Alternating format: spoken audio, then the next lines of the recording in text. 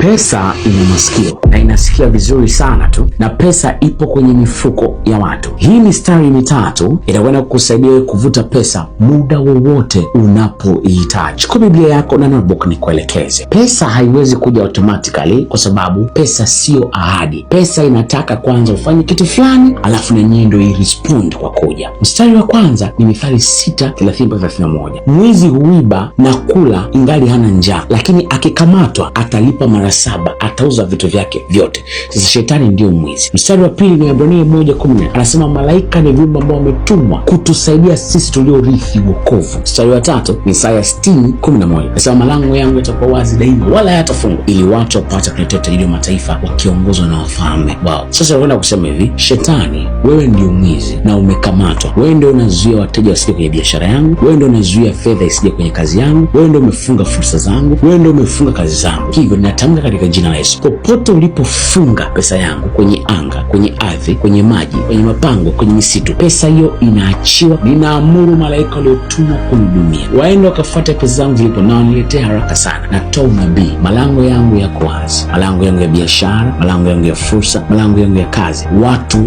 wanakuja kuletea fedha leo hii, ndani hizi siku 3, ndani ya hii wiki, na ninakuhakikishia hivi, kila mara utakapokuwa unataka kuivutia hela itakuja tu.